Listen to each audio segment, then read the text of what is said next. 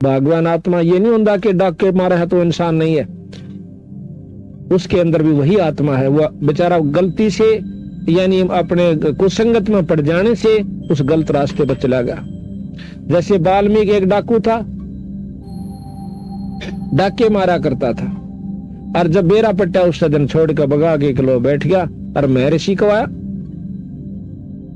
तो फिर क्या हुआ, उस गब्बू ने कान अपनी पक्का इरादा कर लिया कि आज के बाद डाके नहीं मारूंगा, अपना भक्ति करूंगा।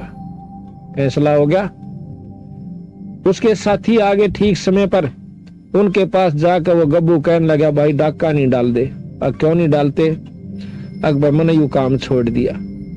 अब काम छोड़ दिया। उनके साथी ने बोले, फिर हमारी जिंदगी बर्बाद क्यों करी तने? अब तुम भी छोड़ दो काम, तो ना छोड़ा। नहीं छोड़ो तो भाई मेरी जायदाद वहां पर पड़ी है, मेरे पैसे पड़े हैं इतने लाख रुपये, तुम उन बांट लो अपने जाके। आज हम इस सेठ का या किसी का डाका नहीं मारना। वो बोले, हमारा तुमने इतना घाटा कर दिया, 4 लाख का 5 लाख का डाका मारना था, वो हमारा पूरा कर दे। नो बोला कि मेरा जो सामान है वो 7-8 लाख रुपये भी पड़े हैं, वो जाकर अपना तुम बांट लो। वह तो पैसे हमारे तारे थे, वह तो उल्टे चले गए। वहां तो उनकी आपस में लड़ाई होगी पैसे बांटने के ऊपर। उसका गोली मार रहा है, उसका तीर मार रहा है, वो आधे टुकड़े मर गए। और गब्बू जो है उसने सोचा, सत्संग में बताई गई है कि अपने पाप कर्मों को ये भी काट लेना चाहिए, आगे बहुत दुखी हो जाएगा। अब जैसा भी उसने मार्गदर्शन हुआ था, उसने फैसला कर लिया कि मैं आत्म समर्पण करता हूं कि मेरे कर्मों का फल मुझे अभी मिल जाए। वो जाके थाने में पहुंच गया। थाने में थानेदार, थाने का आगे संतरी खड़ा बंदूक ले। संतरी बोला, कौन सा है? अक मैं गब्बू डाकू। अब गब्बू डाकू का हथार उस संतरी की घिगी बंदगी, बंदूक भी छूट गई, कांपन लग गया, सारा खड़ा खड़ा और बेहोश हो गया। क्यों? गब्बू उसमें इतना भयभीत कर रखा था उस इलाके को कि माँ भी अपने बच्चा ने नौका कर दी, बेटा सो जा, गब्बू आ जाएगा। इतना भय बांट रखा था उसने। अब वो अंदर चला जाता थाने में।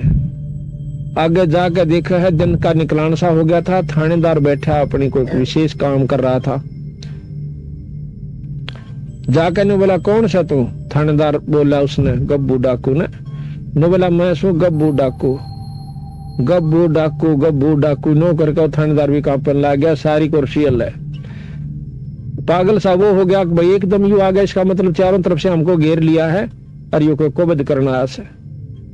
अब उस गब्बू ने सोची यू भी मरेगा। वह ठाक है कुर्सी और थाने के मैदान में बैठ जाता है। जब नो देख लिया वो थानेदार ने, गब्बू तो बैठा, सर कोई बात खुड़का दुड़का नहीं हुआ को तो देते हैं। हिम्मत सी करी, वायरलेस कर दिया अपने बड़े साहब के पास, एसपी के पास, जैसे ऐसे गब्बू डाकू थाने में बैठा है और नू कैसे मन अरेस्ट कर लो। अब एसपी की हिम्मत नहीं पड़ी, उसने गवर्नर को कर दिया। उसमें अंग्रेज गवर्नर हुआ करता, उसको बताया गया कि जी गब्बू नाम का डाकू उस थाने में, अम्बाड़ा थाने में बैठा है और नू कैसा मन गिरफ्तार कर लो। अब वो नो बोला, गवर्नर तब मत छेड़ियो मां उसो। गवर्नर वहां पर आ जाता है और वो मैदान में बैठा हुआ। गवर्नर उसके पास जा कहता, कौन है तू? कि मैं गब्बू डाकू। क्या ती बताऊं? मैंने सारा ती बता ली, मैं गब्बू डाकू। गवर्नर खड़ा है, वो बैठा कुर्सी पे। तो बोला, यहाँ क्या करना आया? मैं इसलिए आया हूं कि मैंने बहुत खोटे काम कर लिए और आज रात में मैंने एक सत्संग सुना और उसमें पता चला कि मेरे जैसा नीच व्यक्ति इस धरती पर नहीं है। मैंने ना जाने कितने सुहाग उजाड़ दिए, कितने बच्चों का खून कर दिया, कितने व्यक्तियों को मार दिया अपनी हवस बुझाने के लिए, पैसा जोड़ने के लिए। आज मैं चाहता हूं कि मेरे शरीर को काट काट कर टुकड़े कर दो और ताकि मैं अपने पाप कर्म को भोग कर चला जाऊं। इतनी गहराई की बात सुनकर अंग्रेज सहम गया वो, क्योंकि बहुत दिमाग के आदमी होता है, बड़ा अफसर जोश है। और ने बोला, जाओ हमने आपको बरी कर दिया। ने बोला, मुझे बरी मत करो, अगर हमने तेरे सारे कसूर माफ कर दिया, बरी कर दिया। हम सजा इसलिए देते हैं कि पाप कर्म छोड़ दे, और तेरी तो पहले आत्मा कमल के फूल के ऐसी साफ हो रही है, आप जाइए, बरी कर दिए। अब वो सहम गया कि भाई अच्छा काम बना, मुझे सजा नहीं मिली।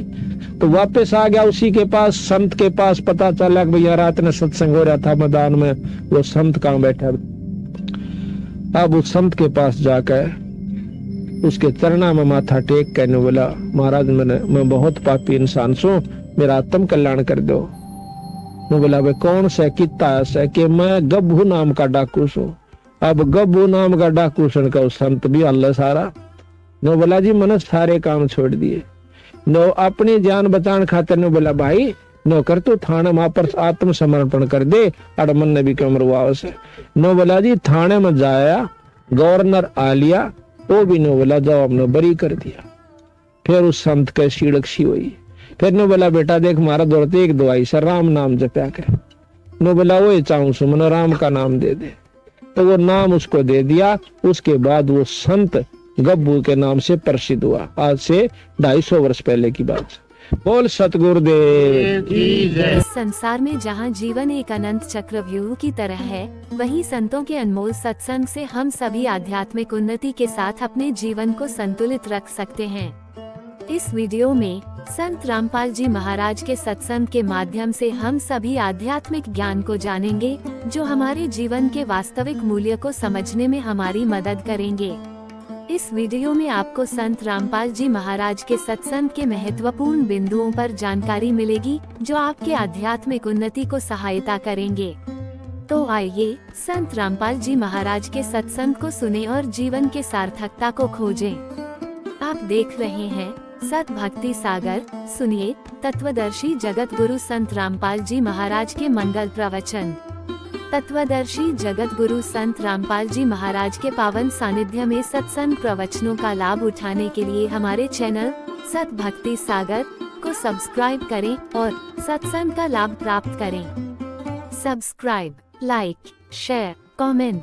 यूट्यूब चैनल की वेबसाइट @sbs.1470। संत रामपाल जी महाराज से निशुल्क नाम दीक्षा लेने के लिए आप इस नंबर पर कॉल कर सकते हैं 8222880541 8222880542।